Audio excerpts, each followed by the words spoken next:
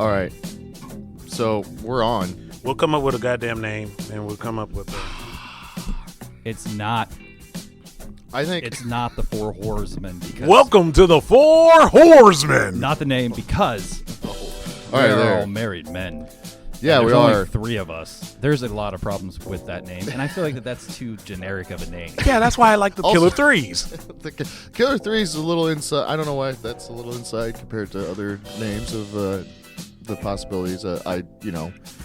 I'm okay with I don't know, a more off the wall kind of a name. More, but like I said, You want to go with Off the Wall? That's the name. Off the Wall. I think no, that's more of a. Hi, I'm Grant. By the way, I'm Grant. Oh, are we doing? Oh, we'll go. Are we doing real names? Hold on, Like, go. Hi, wait. my name's not Grant. Yeah. You're the guy in the center. I feel like you should actually start us Yeah, you. All right, yeah. so in let's- some way. So, So this is not Grant, and Not that's Grant. and that's not Julian, hi. and I'm sure shit not Greg. Yep. Right. All right. Now that you got that out the way, we're gonna sit here and talk about the shit we always talk about, and that's some wrestling. And I'm gonna get this out of the way too. I feel like that this is gonna turn into. I'm just gonna make Julian try to convince me on why I need to start watching wrestling again. Oh, we the Threebirds. I The once Threebirds? said- I once We're said the Threebirds. for Yeah. 6 The episodes. Fabulous Threebirds. Oh, that's not bad. That's look it up. Look it up. The Fabulous Threebirds. That actually, That's not bad.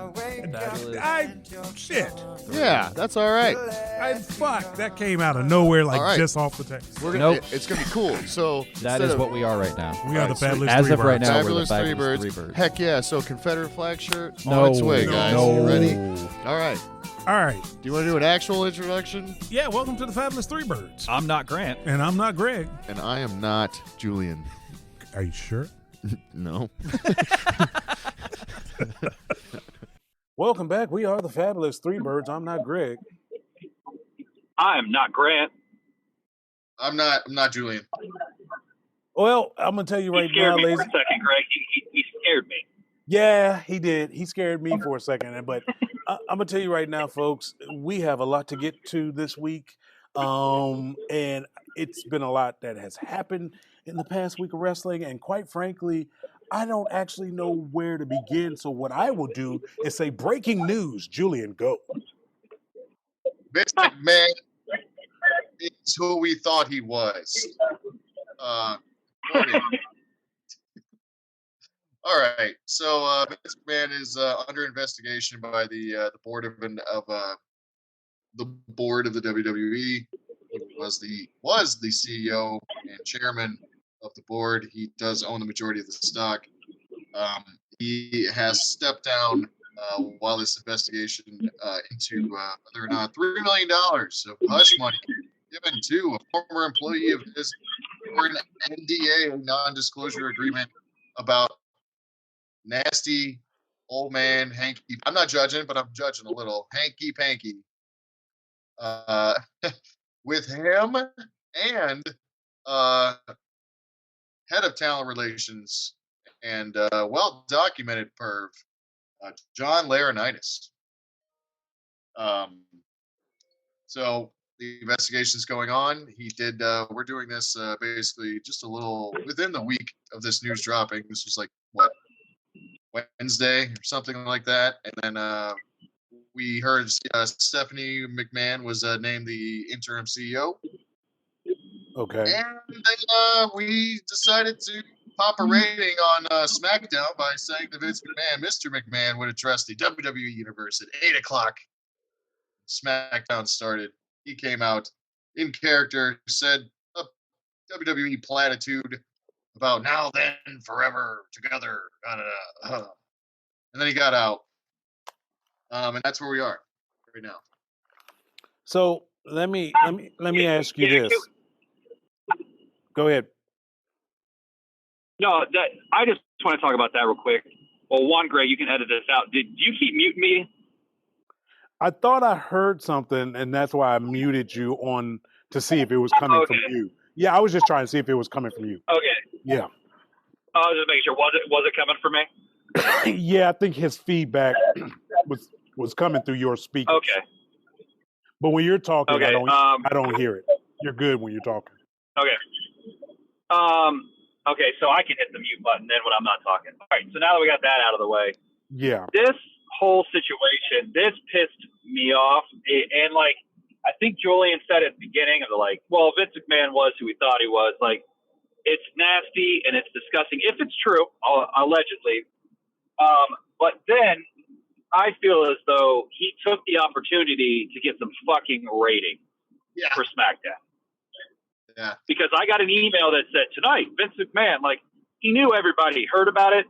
So instead of coming out and being like, you know, I'm stepping down and blah, blah, blah, and kind of doing the right thing for the situation that he's in, he decided to go, well, I'll just say that I'm fucking coming out and everybody will tune in thinking I'm going to say something and then fucking not say something. Yeah, which was smart, but I think coming out at all was not smart. Legally speaking, it all kind of comes into play with this sort of thing. So, right. I don't know, man. It was kind of gross. Oh, the whole thing's gross. Yeah. First off, if this all is true, it's something that you don't want to actually draw attention to.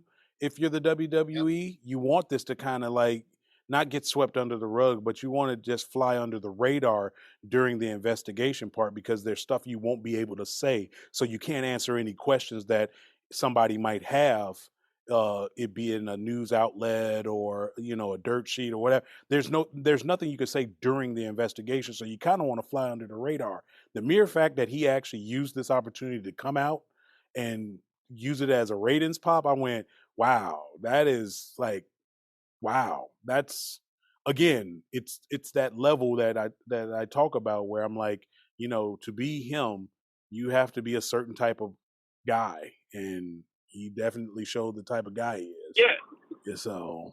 Yeah, because I mean, obviously, the other thing too is that what's done is done, right? Like, if it all happened, it came out, like, there's nothing Vince could do about it.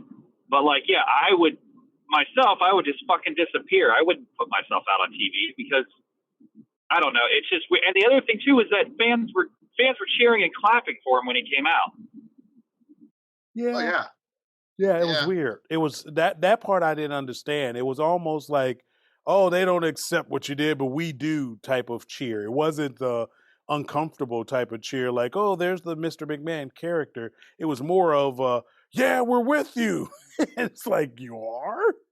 Yeah, it was like I don't care what you did. I mean, it's the same people that are still wearing the fucking Hogan boa and all that shit. Like, right. They're coming out and cheering him, and it's like, well, he's next to Titus. It's fine. It's like, nah, is it? Why don't you talk to some of the guys in the back? Right. Go ask Mark Henry how he feels about what's going on, because he'll tell you about Hogan. But no, I just think didn't Kofi even like say something to like Kofi and Xavier said something to him at WrestleMania, didn't they? I believe so. Like, I believe when and like I said, I don't know the exacts, but I think when it all was said and done, and they were trying to bring Hogan back, I believe they said it was Mark Henry that literally went up to him and be like, "Yeah, I don't accept you back." You know, like, "Hey, I'm just gonna be up. I'm gonna be up front with you." Yeah, I think what you did was garbage. So, you know, I mean, good for him for actually coming out and not playing the game and just, you know, going along to get along type of thing. Mark Henry sat there and said, "No, here's the deal. I don't like what the hell you did. So I just want to let you know that." Yeah. But now, I mean, like, maybe it's because Henry has a little bit, you know, his status with WWE. He doesn't. You know, he's not going to get in trouble. Like, maybe some of the younger guys, you know, I'm not going to stand up to Hulk Hogan. It's fucking Hulk Hogan. right. But at the same time, it's like, who's gonna call out somebody for being shitty to Hulk Hogan? Who's going to call out the strongest man in the world? Like, oh yeah. Like, who's going to call that guy out and be like, you know what? Let's go outside. Nobody. So yeah, I get you. So I mean, I'm with you. It's like the crowd went like, fuck what they're saying. I still love Vince McMahon. It's like, all right, man, have fun with that. Yeah, that was weird. You know, other wrestling news outlets kind of saw it coming. I mean, it all happened so fast. It was all like right there, bright and early in the morning. All these things were coming out. Stephanie was named at like 7 in the morning. The press releases were all like, it's all about the stock price. It's all about like everything that's been going on lately. What they were saying about getting her out of the job and then detracting her on the way out so that the stock price wouldn't be affected by McMahon losing a position or stepping out or stepping away or whatever. And then it seems like maybe that was her knowing what was going on here a little bit more and preparing for that and stepping down so she can take over the CEO interim position. Entirely plausible. This is like that show Billions or whatever on HBO, which is like, this is, you could just fucking make that show about the McMahons at this point. This would be like season finale, or something like that. On top of that, you have Kevin Dunn also being accused of insider trading, who may have, he sold off like $1 million of stock or something like that ahead of all this stuff coming out. He could be in trouble for that. I wasn't sure if because he was just a producer that he wasn't on the board or whatever, that I didn't think he'd get in trouble for it. But I guess he can get in trouble for insider trading. So well, if you I don't know if it has to be a board member to actually. Yeah, it does not. It don't have to be a board member. But like if Kevin Dunn saw all this coming and he heard through the grapevine or whatever, or somebody sat there and said, "Hey, this is what's about to happen. Everybody be hush hush while we work this out," and he went and sold his stock, yeah, you can hey, that's a charge, because now you have information on a publicly traded company that no one else has, and you used it to your benefit. So and wasn't gonna like share it. So yeah, he might be in trouble for that. But the way I look at it, let's just say, obviously we all just found out it leaked out somehow. Okay, we got that part. It leaked out, but let's just say that the board and the WWE and the McMahons, they all knew 6 months prior, 9 months prior, almost last year. Let's say they know.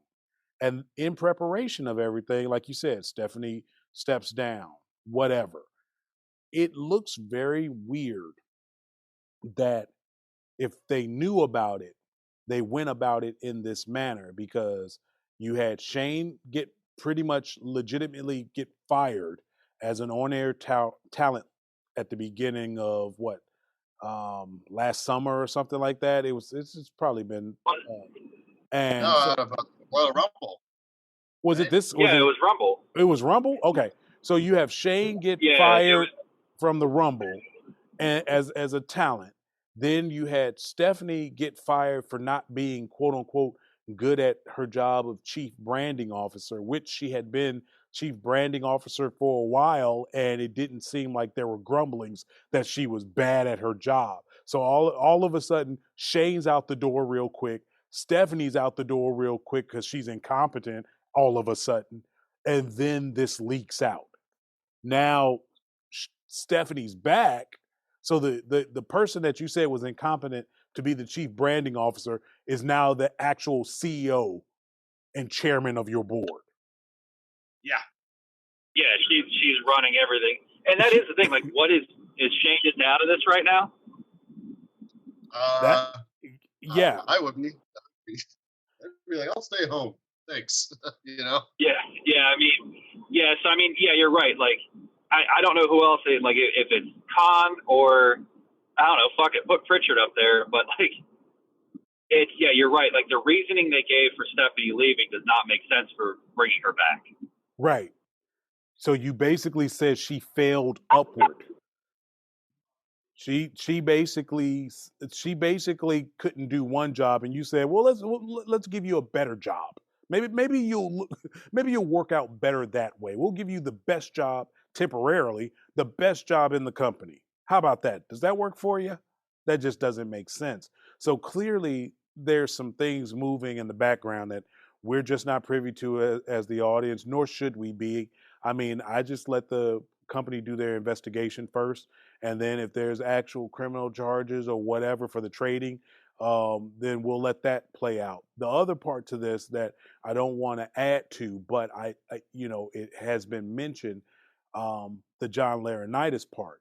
If that part is not true, I wish folks will leave that part alone, because I mean everybody's innocent till proven guilty, and you're making some pretty heavy accusations about John Laurinaitis. And if it's not true, or if it's not the way that people are suggesting, that's a pretty heavy thing to be laying on somebody. So Man, this is all. But he's basically been labeled a creep by a variety of people. And there was an emailer, a tweeter who may or may not have been Nia Jax or whomever that was talking about uh, him and this kind of and the creepiness going on. Anyway, defending the girl, the woman who was in the legal department and then an assistant. This is I don't think have they said her name? They don't say her name, right? no, I don't think Uh, they've said her name. no. So that's the alleged NDA'd woman who quit her job. Went from 150,000 to 300,000, something like that. Six figure jobs with a six-figure raise, and then got a $3 million hush settlement, and then quit. So all of this in the space of like 3 years. So it's pretty intense. But yeah, a lot of Laurinaitis has a reputation earned or otherwise amongst the back in the day he was the one that was the shepherd of the original Divas division, right? And all the athletic tens, and they weren't necessarily all the best workers, but they, were kind of lined up to go into Playboy and this and that, right? So he came from that. Started off doing that, got a reputation for back in those days, and still to this day sort of has one, earned or otherwise, alleged, whatever. But yeah, I don't know. There's been a lot of Tony Storm just kind of up and walked out. Sasha Banks kind of up and walked out. Well, that's where I was about to go next, because, like I said, it's been a hellfire week. What do you make of the Sasha or the reported Sasha release? This is strange too because it doesn't report that Naomi's technically released. No. I'll start off by saying that I was fucking wrong, and I'll admit that. Oh, you thought it was a work? Yeah. Well, yeah. I mean, I just thought, I thought that she'd come back, or her and Naomi would come back, and it'd be like, what are they doing here? But it's fucking, at least Sasha's part of it is real. Yeah. Well, you probably didn't like dealing with, this is speculation, John Laurinaitis. Well, that's a pretty heavy speculation. I wouldn't necessarily go to that degree, but I would say I will. maybe she wouldn't like dealing with John Laurinaitis based on the probably inside information that they had about this investigation coming out. Because if you look at it from her standpoint, basically Vince McMahon is the reason Sasha Banks is Sasha Banks, and their relationship is obviously different working relationship than most of the talent on the girls roster. So if the guy that allows you to be who you are, however the character may flow, is not there, you could see changes possibly happening, and that's probably not her deal. I mean, especially if she went into Laurinaitis' office and threw a belt at him and said, you know what, if this is how you're going to treat these titles, then I don't want to wear it. And this is me paraphrasing, but, for a fact, without Vince being there, that's going to be a hard working relationship moving forward. You can't just go into Laurinaitis' office and basically say, screw you, dude, and expect to work with them on a regular basis in a capacity that's beneficial for both parties. I mean, professional or not professional. So, yeah. Well, I just think that Laurinaitis somehow got into the inner circle with Vince, and maybe they're into some Illuminati shit. I don't know. Maybe they do some of that, Elysian Fields masquerade party, owl worship. I don't know. Maybe this is all, hey, I don't want to like speculate, but I mean, he's a billionaire. Maybe they let you into these things after you reach a certain tax bracket. You know what I'm saying? I don't know. No idea. Maybe he really is the Ministry of Darkness leader that we've seen on screen. You know what I'm saying? Well, I think Julian just got it, Greg. Your podcast's over. yeah, I mean, clearly he's answered all the questions. I mean, Jesus. It was me, Austin. It was me all along. Like, wait, Rikishi? You hit me? I just want to float that out there, I just want to float that out there. So what do you think Sasha's going to do? I mean, like I said, I'm all for Sasha moving on and trying her hand at anything that she wants to do. But if she wants to stay in wrestling, I mean, the obvious choice people will go is AEW. I mean, she could do something with Impact. She could do something with NWA. But the obvious choice where she would make money and get money coming right in would be AEW, in which case she could use her real name, and her real name sounds like a wrestling name. So I don't think there would be a problem there. Let me throw something at you. It depends on what Sasha we're going to get of the I'm big time or I just want to work. Like, so she takes a couple, like she might Bray Wyatt it, right? And take a couple months off and then be like, I'm going to move on with my life. And then she's going to get the itch again. Could she pull a Cody and just like start putting her name out there and be like, I'll work anywhere. Put me with anybody. And kind of like just go out and do that, like just to show up in little towns and then go make the jump to AEW, or just go right to AEW? She could pull a Cody. Go ahead. Yeah, well, she's probably in the next season of The Mandalorian. She's probably got an episode. So it's just, but she has to progress. I mean, it's not like she's a big. If they're going to fire that one girl from Mandalorian, like Sasha is expendable as well. Oh, Gina Carano. Well, Sasha Banks doesn't have any crazy tweets of note. Well, no, but I'm saying, like I'm saying that if Disney's willing to get rid of one of the bigger stars, like Sasha's not up there yet. She can be. Right.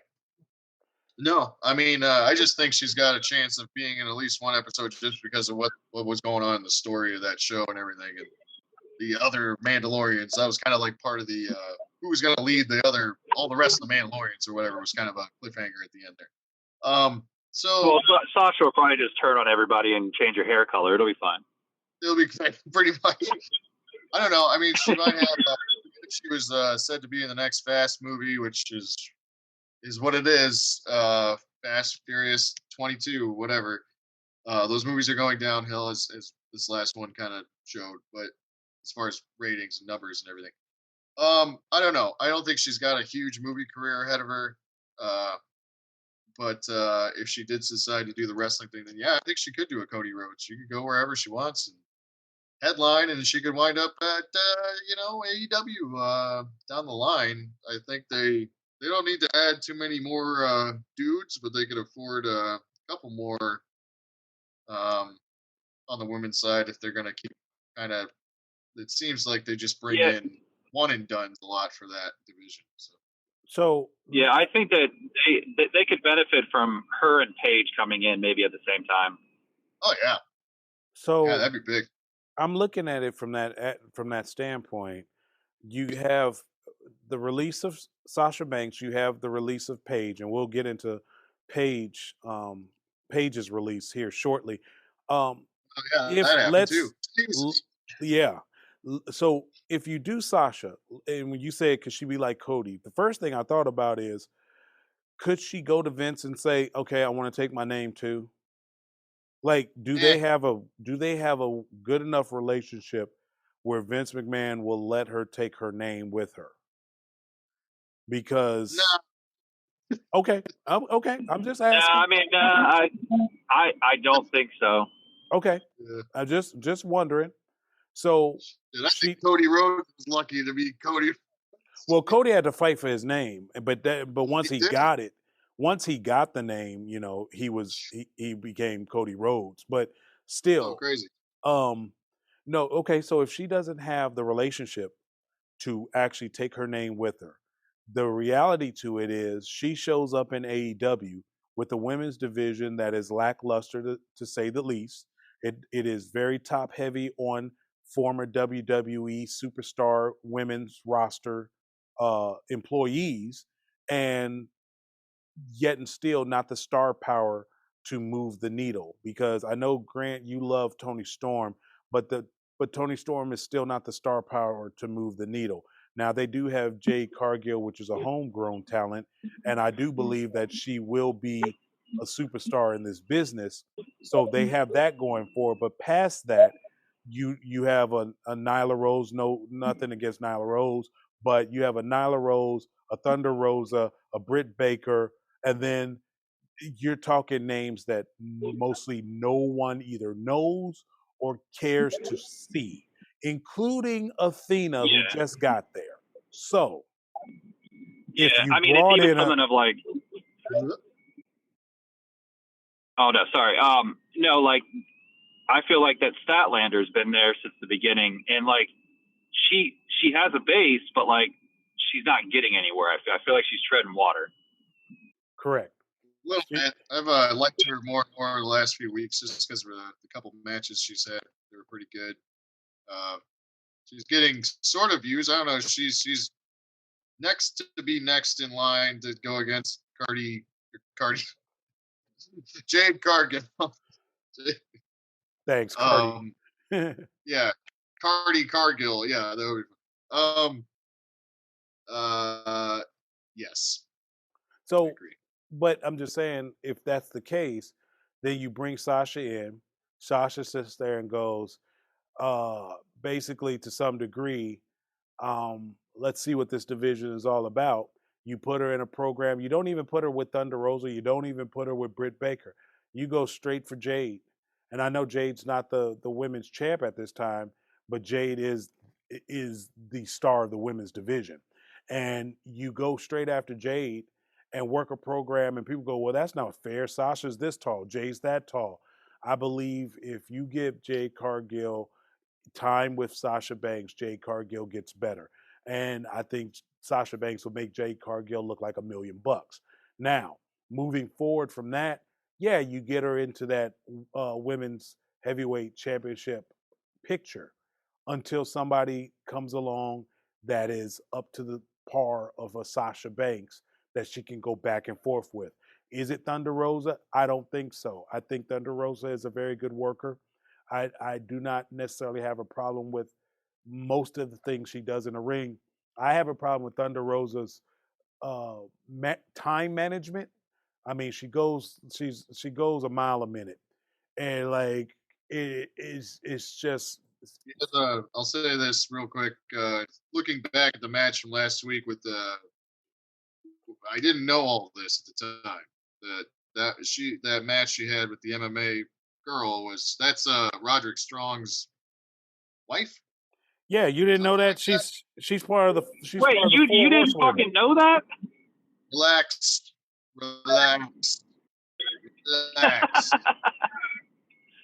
That's not the biggest fact in the world these days. And then she was. There's documentaries on NXT. There's documentaries about it.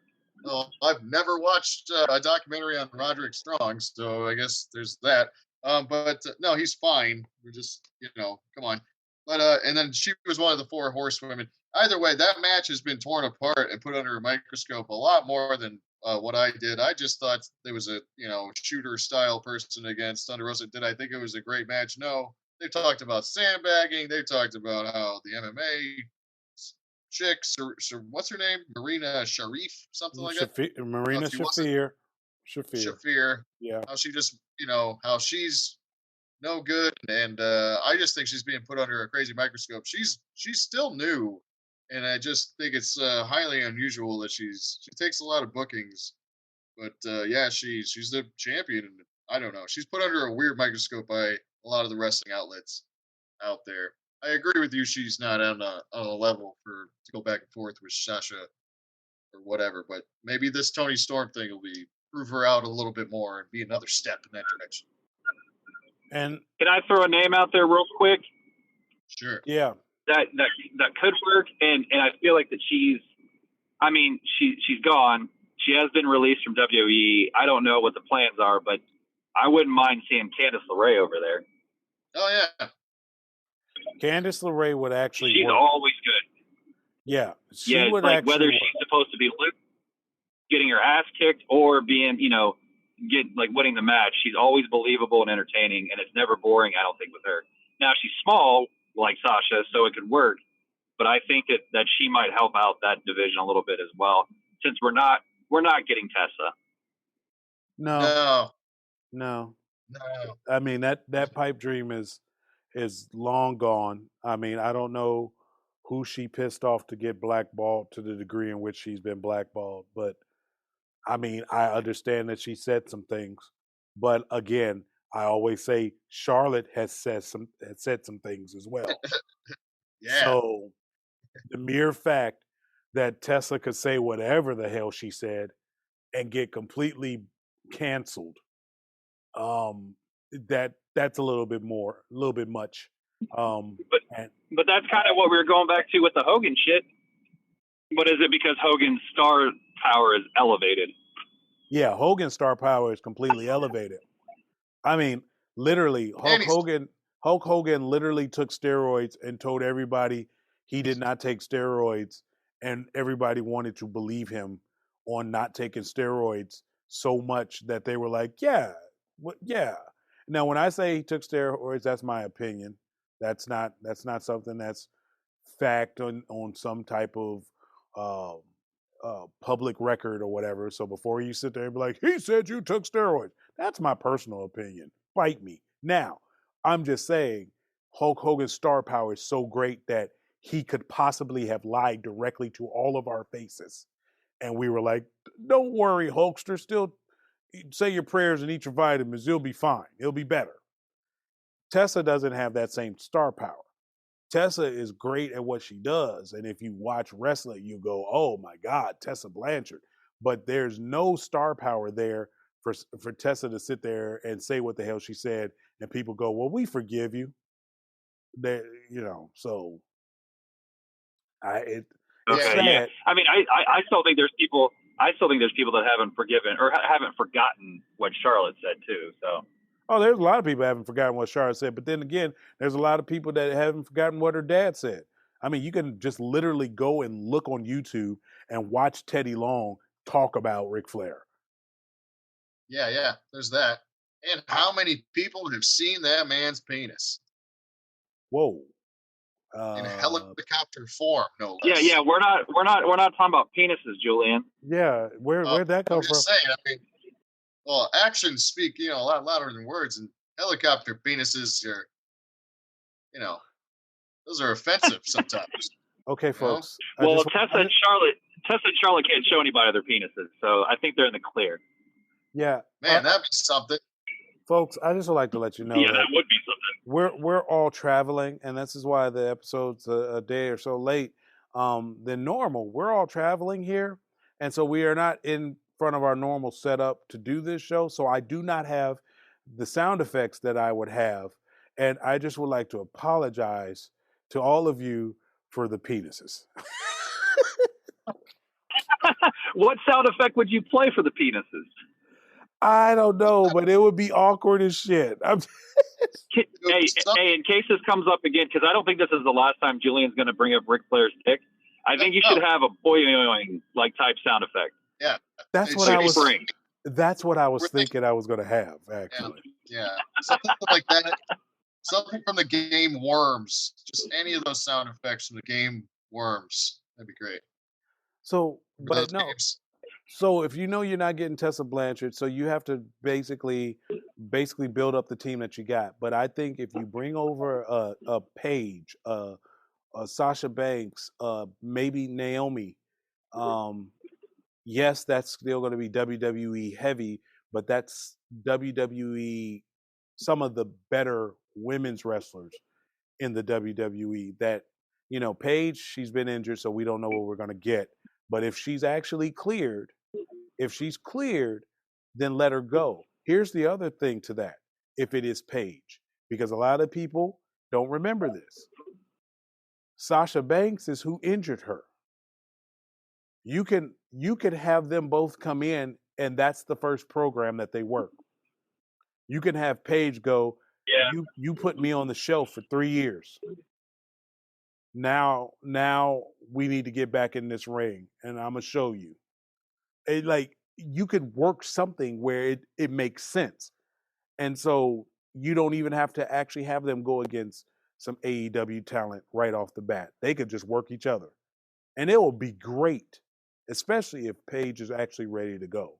It would be absolutely great to see Sasha and Paige together.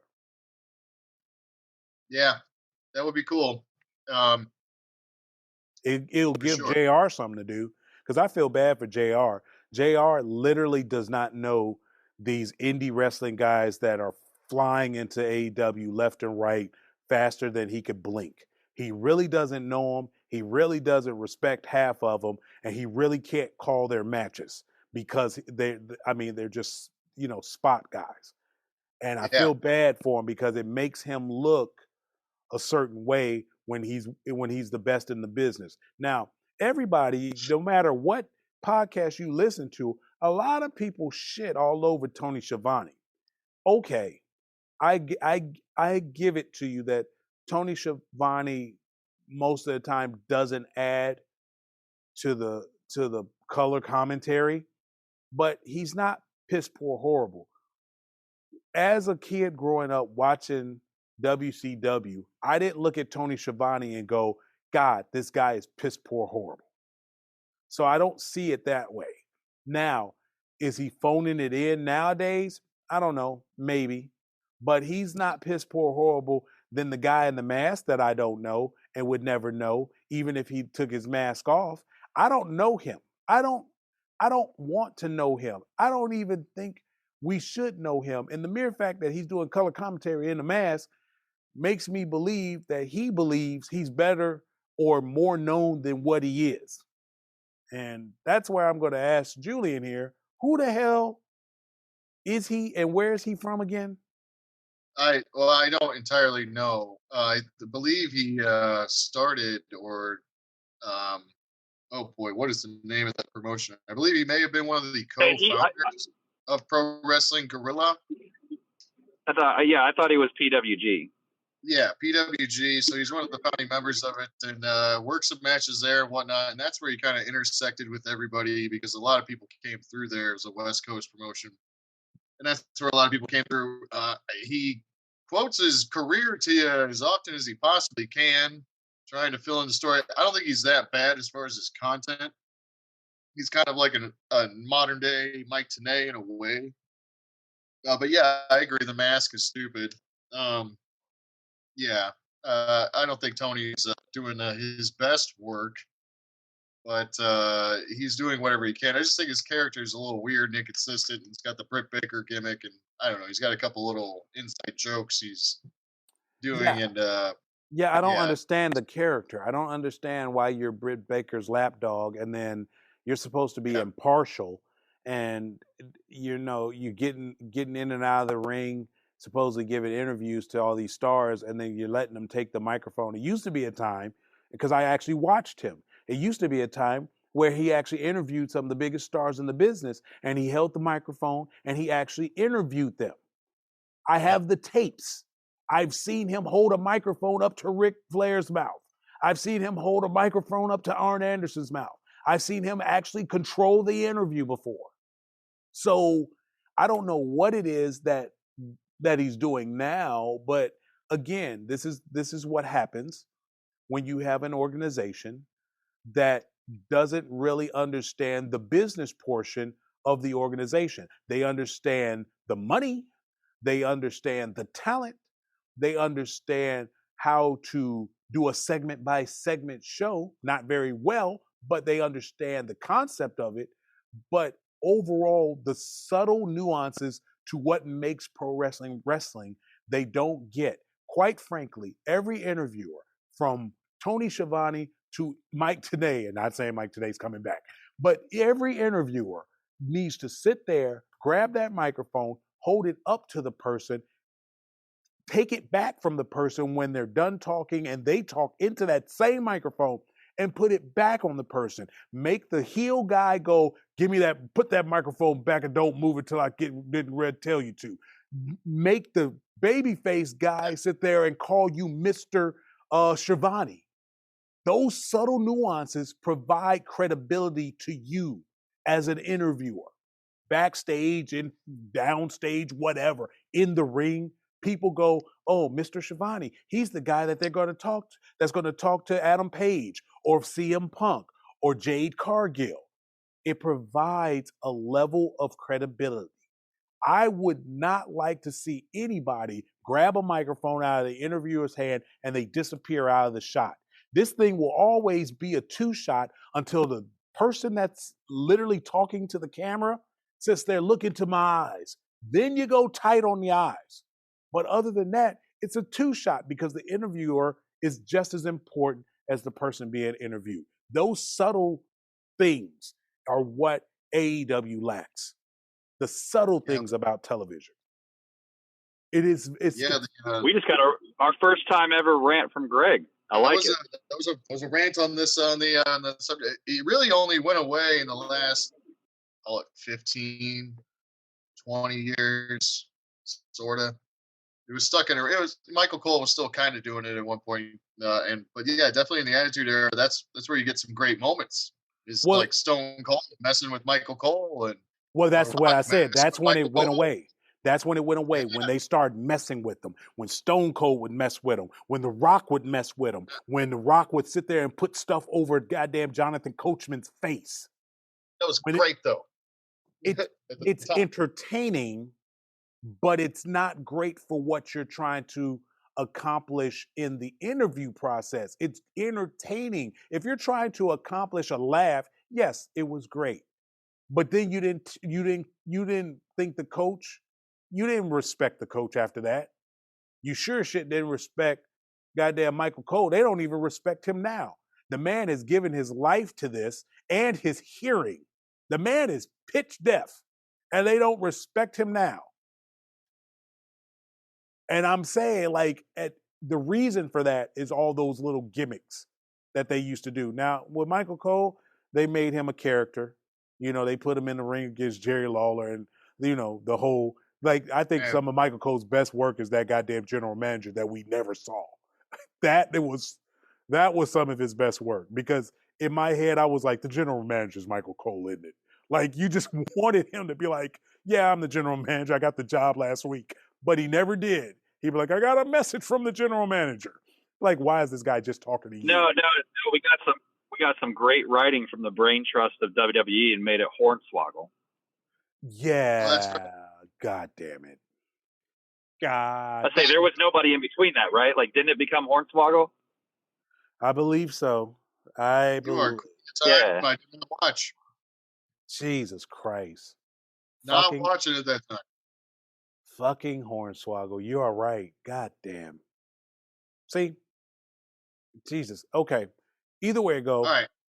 I'm just saying I would like for it to be Sasha and Naomi and Paige to show up in goddamn AEW. I don't know if all of them got released roughly around the exact same time, if they all could show up as a goddamn faction. That would be awesome. I don't understand what Evolution or whatever. Well, you got the baddies, which, if you can call that a faction, but I mean, you have the baddies, but you don't really have real girl factions in AEW. And I mean, you have 2/3 of Team Bad there. Just substitute Paige in. That's what I'm saying. You already have 2/3 of Team Bad, so you know it'll work. You know those two will work together because they were damn tag team champions.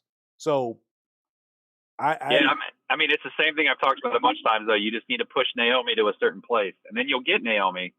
But you need to work on her a little bit to get her to that attitude for that faction, I feel. I think Tony Khan has the money to do this. I just don't know if he has the patience and time to really understand what he has in that division. He could really make the women's division a very big moneymaker for AEW if he focuses on the people he needs to focus on. And truthfully, all these indie folk are your dark matches until they get better. Sorry, I'm not taking opportunities away from them. I'm saying we don't need to see them until they're better. So they still have the same opportunities. They still will work a match, but you don't have to put them on television. You just don't. Yeah. Well, I mean, that's how it's always been, right? Is that you let the younger people or the less experienced people, you let them do the dark matches. Why it's fucking called dark, right? Yep. So let them work, and then once you see them, oh, there's somebody that can work, then you move them up slowly. I mean, it's not like fucking they threw Cena in the water, It's just like, hey man, we're gonna make you go through the system. Oh yeah. Well, that was one of the most successful training programs of all time, clearly.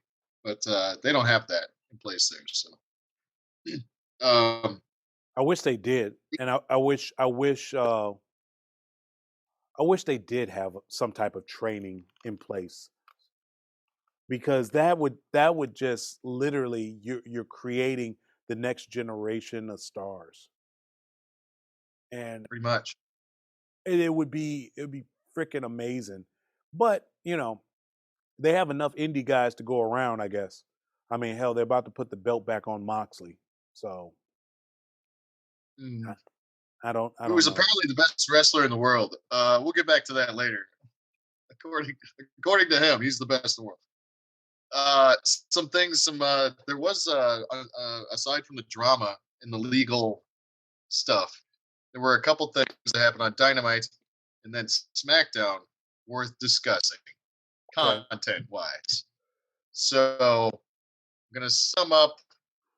I feel like Dynamite was a tale of the things that we don't like, mostly, with like something that was kind of odd, mostly mixed with two pretty good matches, one very good match that I'm going to put over like Rover on this podcast. But no, we had a lot of bad, at least in our opinions collectively. Yes, the Young Bucks they had a ladder match. This was the not Jeff Hardy in it anymore, whatever the hell that was supposed to be, ladder match. Now it's Jungle Boy and Luchasaurus, and they finally got the belts off of Jungle Boy and Luchasaurus. And I didn't really watch this match that much. I got right to the end. I was not surprised the Young Bucks put the belts on them on themselves. We presume they booked the the ladder match division. Yeah, the tag team division.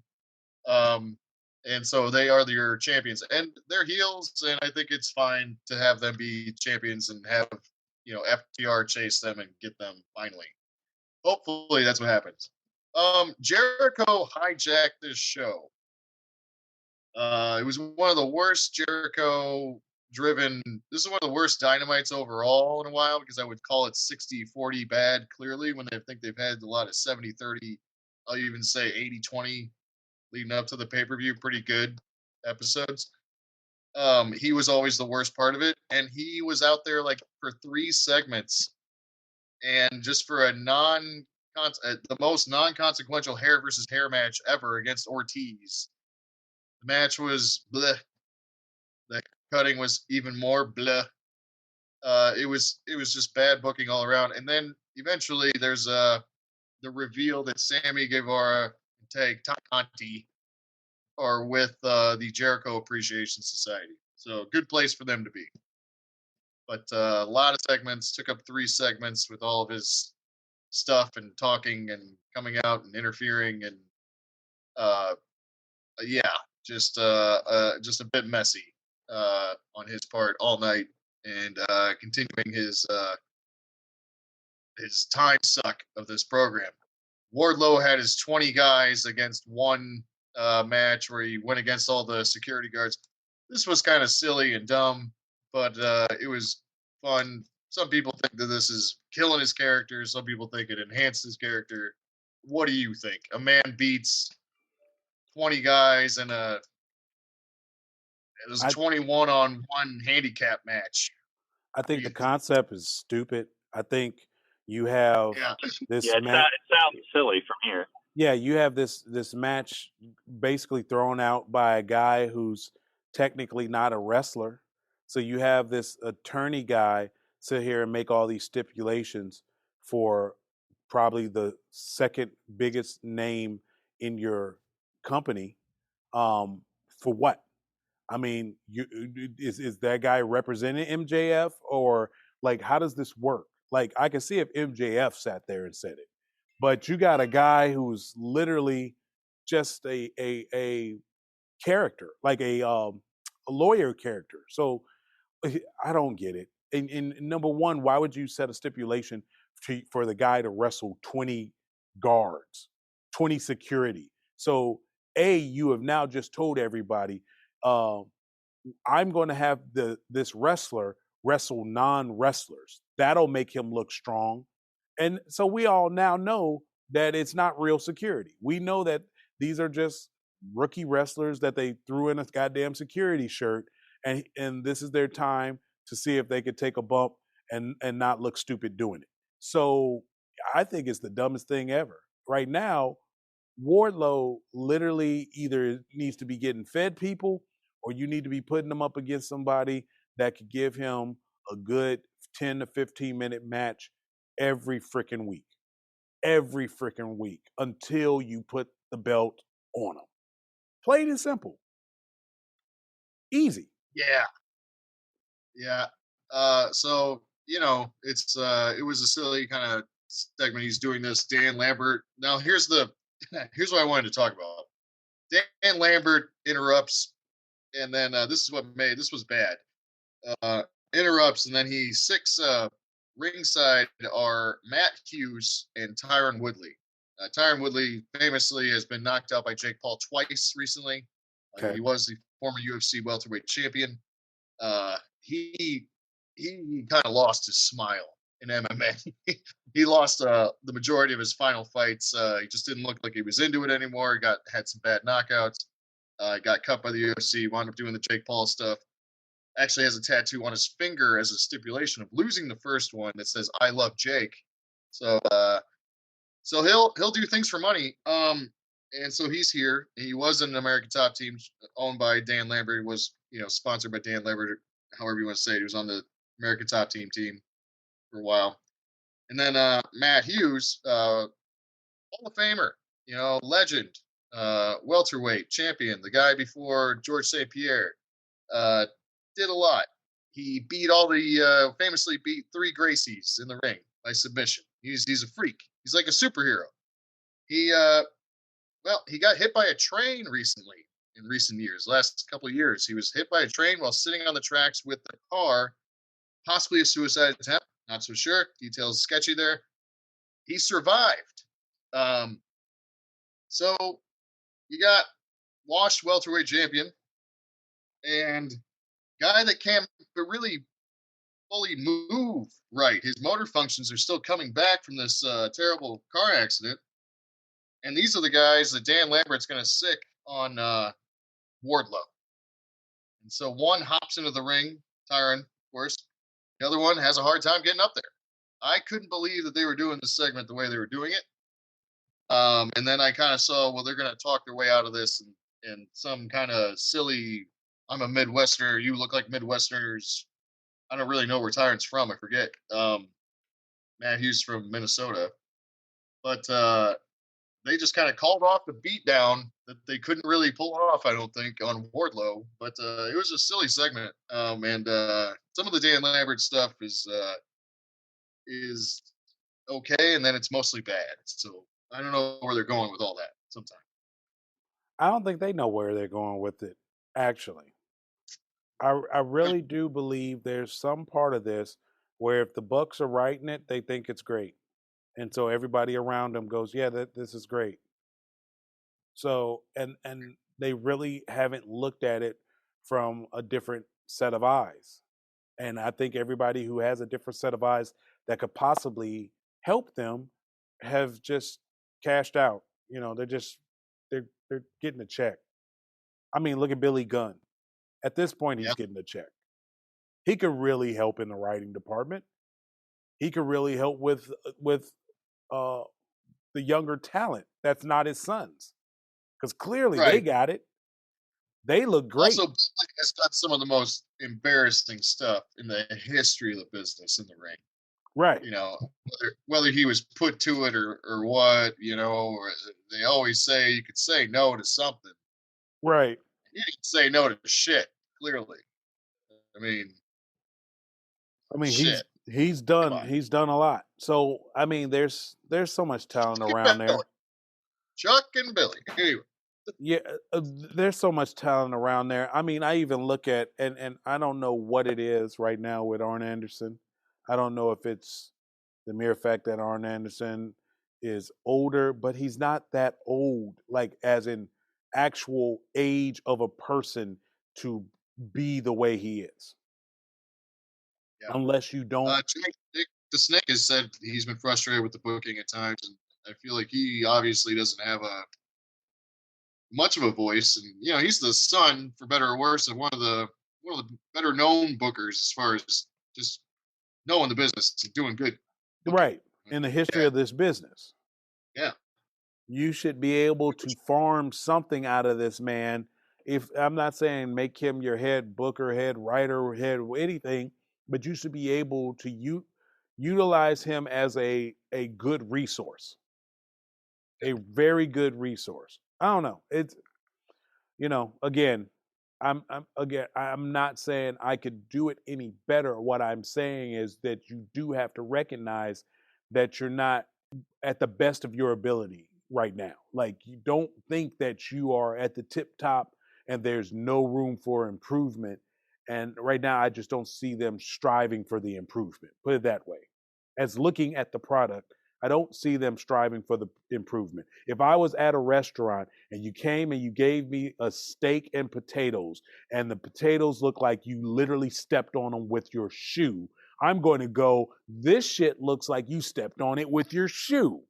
And then you take it back from me, and then you say, I'm sorry, sir. We'll fix this right up. And you come back with another plate of potatoes, and it just looks like you flipped it over and tried to push it together in a mound. That is not making it better. That is not striving to be better. You need to either make me some new potatoes or go get somebody else's plate and scrape that shit off of their plate onto my plate, just so it doesn't look like the same fucking potatoes. So I'm able to see that as a consumer of the product. I'm able to see when you're basically phoning it in. That's what it is. It looks like there's some level of phoning it in just to get to the next week because you don't know exactly where you want to go. So next, I'm going to skip around for Dynamite because, yes, we just discussed the bad. I'll discuss the medium real fast. Moxley and Hiroshi Tanahashi. So they just had an in-ring meeting. So at least we're doing some level of a build to this match. It's babyface versus babyface. I thought that, and we were talking about Excalibur not understanding his space. His gimmick is stupid. I think that content-wise, he's mostly all right. And he did do a better job this time of filling in the blanks as to who the hell Hiroshi Tanahashi is. He did describe him as, and this is a great way to describe him when you look into him, and I've seen him before, as the Japanese Bret Hart. And he kind of is, man. And I think that they should have talked about his training as well, because this guy is trained by Muto, so the great Muta, Kensei Sasaki, who people recognize, Tatsumi Fujinami, who, is, I think he's in the WWE Hall of Fame. He's got a Legends contract. He's the Japanese guy that does the suplexes with the black trunks, man. Everybody knows that guy when they see him. He's got a great lineage. He's done everything. He's ace. He just sort of threw his nickname out there at him. I thought Moxley's promo was mostly terrible as per usual. But he was getting his little point across. This seemed to be Moxley not understanding he's trying to work the Japanese crowd while he's in an American ring. And again, he's always got his eye on this. He's got this idea that he's not an AEW guy. That he's super freelance. He does GCW. He'll go back to Japan when he wants. I just don't think that this is a good way to do business with your highest paid wrestler. I just don't. I think it's really stupid on Tony Khan's part. You paid for this guy to go to rehab. I've said this before. These are my complaints about this guy. There's just no loyalty here, and they just happen to be doing a mixed show, a joint show, which is fine, but it's really working out well for Jon Moxley here, isn't it? Yeah, I mean, if you can call it working out well for John Moxley, yeah. I mean, you know how I He's feel. doing exactly what he wants, getting exactly what he wants. Yeah, Everything. that he is. That he is. He is getting exactly everything he wants and being able to work when he wants and being able to do his other side promotions when he wants. So, yeah, I can give you that. True. Yeah. And he could just get hurt at any time in any of these other rings. And then, there's too many injuries right now. You got Randy Orton out till whenever, Punk out. Yeah, I'm just saying, across both promotions, big shows, big promotions, even the indies, that Matt Cardona is even injured, and recovering. Like, it's incredible. There's only a handful of people that are like, and then you got your biggest, highest paid, presumably, next to Punk, your highest paid guy, and you're like, go do a death match in the middle, for 1,000 people. Go ahead, fuck it. Go to Japan where they just kick the shit out of you for real sometimes. It's like you just put them in harm's way. And I mean, there are NFL contracts that now prohibit guys from hopping on a fucking motorcycle. Yep. You know what I mean? When you invest in somebody like that, you don't want to get hurt while doing something not making you any money at all. So, right. So the frustrations continue. So what do you say? You said you had three little things. So we got through that. That's What, the two. I that want to do was the good now from this real fast. Tony Storm versus Britt Baker. That was a decent match. And then Tony Storm goes over clean, and they just set up Tony Storm versus Thunder Rosa. So Tony Storm wins clean with her power driver in the middle of the ring. Kind of sets Britt Baker down a notch. Debatable on the booking, but you're trying to strengthen up Storm to do this babyface versus babyface title match at Forbidden Door. And, so Thunder Rosa comes out and she says, listen,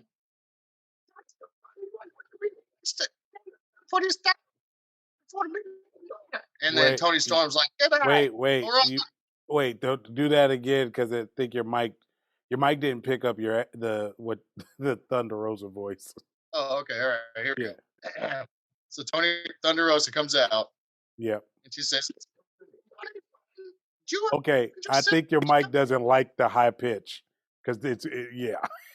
Okay, yeah, you can't do that voice.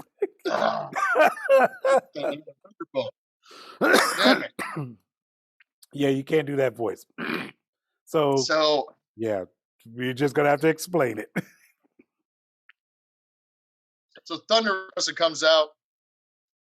I can't do the accent the way I want because my microphone isn't picking up the high pitch. I'm hitting some high notes there, I guess.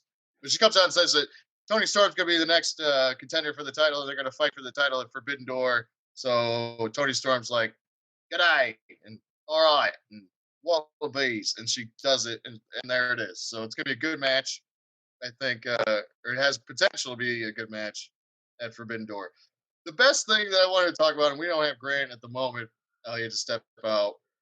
I really wanted to convince him to watch Will Ospreay against Dax Harwood because this is one of my favorite matches that's happened in a while. Pay-per-view, TV. This match was great. I loved this match. Will Ospreay, I haven't seen him in a while. His character, he's definitely a Japanese wrestling character. It's not really westernized at all. Okay. Some of his mannerisms in there are definitely like kind of old school Japanese. He's going for his cutter, which is like not a finisher anymore, I guess. Diamond cutters are just cutters now. He does one of those. He does a springboard. He basically does the Cody cutter is also the Ospreay cutter. I'm not sure. Either way, this match was freaking fantastic. It was Dax Harwood just working his ass off with it was a very technical sort of fundamental guy working with I'll say fundamental yet Japanese style kind of indie wrestler guy. Probably a snappier, a little bit more athletic Kenny Omega, basically very Omega-ish, sure, but with a little better psychology and just all this incredible crisp snap everything he does. When he does the handover, the arm wringer, handstand counter, no one gets over faster than this guy. His jumps, he looks like he's floating in the air. You know, these guys were chopping each other. Everything was snug. There was no light in it. It was good psychology. It had a good finish. It was it was back and forth. They followed all the steps. It was good shit. Good start to the match. Great ending. You know, his little elbow thing is kind of a shining wizard, but it's an elbow. The hidden blade, that's what he won with on Dax. So we put Dax over because he had to do all this shit to finish him, a couple moves at least, and then his finisher went over clean to that. And then they had I forget if they had a little thing at the end, but I don't know. I don't think they did. It was just kind of a showcase for Will Ospreay on national television, and it was amazing. And I thought it was a great guy to do it with. And I don't think it hurt Dax Harwood because kind of the old school, oh, he's good enough to be a tag team champion, but maybe not an individual champion kind of booking on that. And I don't know. Have you seen Will Ospreay? What do you think? I don't know exactly how I feel about Will Ospreay yet. I need to see more. And so I will make an assessment based on how many things I see him in, how many matches, backstage segments. I I'm not gonna say that from what I've seen so far he's a certain way. I just don't know yet. I think he could be somebody I like. He could be good. I just don't know yet. I want to actually make a fair assessment. So I'm gonna watch him some more. Right on. I mean, he's definitely, he's from England, so he grew up with, European. So he is very much like a European style, Japanese style wrestler. He's got very little to do with U.S. style stuff. Um, he was he's got good influences. He's influenced by AJ Styles, Samoa Joe, like these kind of guys. He loved the Ring of Honor stuff. He's kind of a child of the Ring of Honor stuff, which again, I say all these guys are a little homogenous in their style, like him and Omega, Cole, like just that batch of guys that were either in Ring of Honor or influenced by Ring of Honor. He was in Ring of Honor as well. I mean, he's been in all these pretty darn good promotions, Revolution Pro, Progress. He's been, Ring of Honor, New Japan. So, and then All Elite, they're saying I'm looking at his Wikipedia. It is saying All Elite 2022. So I don't know I don't know what the hell they're doing with these contracts, if they're even doing them. This is a guy, he's the Warrior Wrestling Champion, which is actually the promotion that works around here. So I don't know where this guy lives right now, man. This guy is like in the States a lot more than usual nowadays. But he's definitely a working pro global indie wrestler that has apparently his pokers are in a lot of fires. So, but man, he can do it in the ring. Just give him some kind of a story. But man, I'd like to see him with any of the top guys. I mean, really, just match wise, I definitely want to see him with like Kyle O'Reilly or something like that. Of course, he'll just get it done in the ring. Just get a story that's kind of makes sense. Tweak his character from being a Japanese audience pandering style, and if you can, Omega didn't change, so maybe he won't either. Unfortunately, we'll see. We'll see what happens. I'll tell you what is undeniable, though. The other comeback, Brock Lesnar came back. So now we know what's going to happen with Roman Reigns. I think they just put up the white flag. They surrendered. They said, "Screw it. Let's do the same thing again." Brock Lesnar came back, beat up Roman Reigns. They're going to fight at SummerSlam. What do you think's going on? Well, here's the thing with Brock coming back. I mean, at this stage, with all the injuries that they have and the people they just released in an investigation, they need somebody to distract us from what's going on there. And truthfully, Brock is money. At the end of the day, Brock is money. People want to see him. People want to see him obviously be champion. And right now he's doing some of his best work. The work that he's done this past year has just been amazing. He looks like he's having fun. And truthfully, I don't mind seeing it again in the vein of technically we've seen it 1,200 times.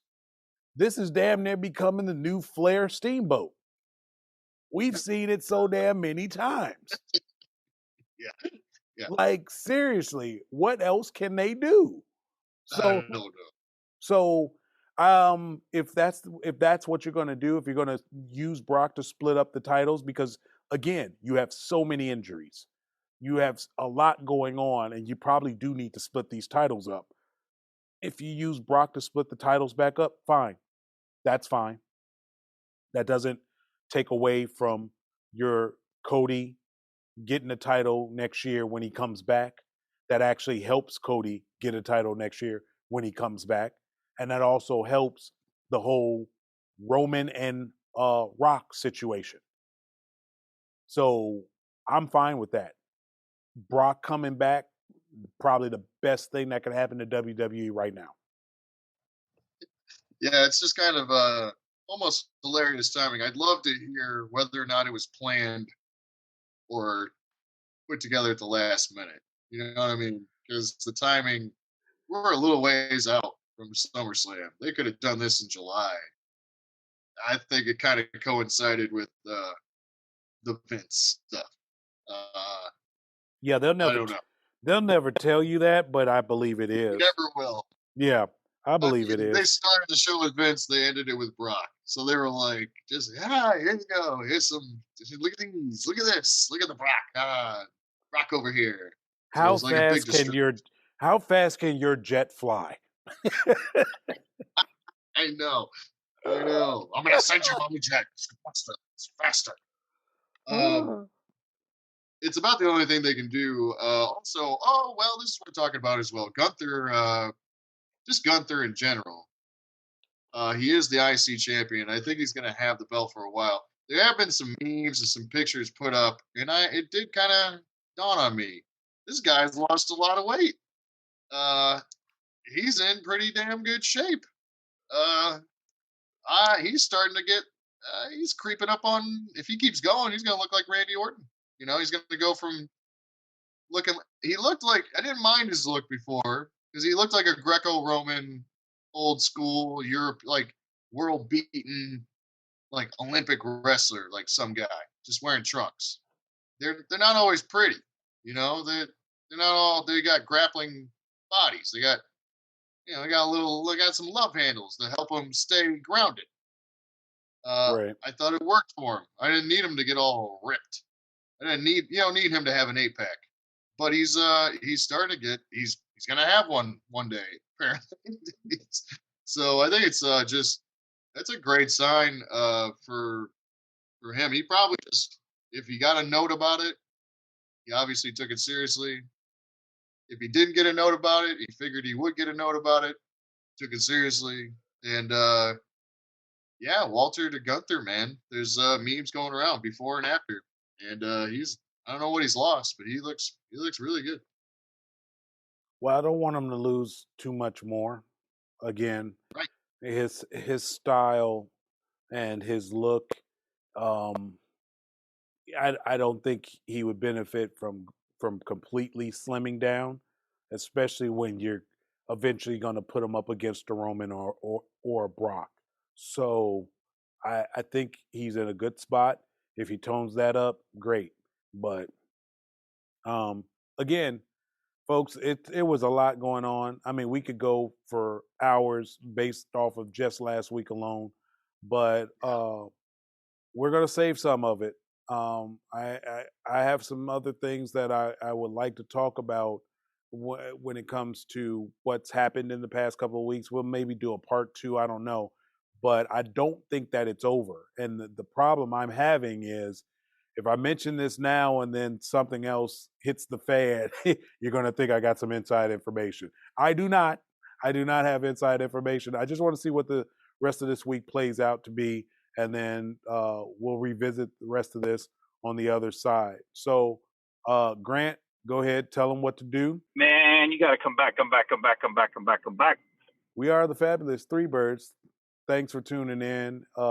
Like and subscribe, and we'll see you next week.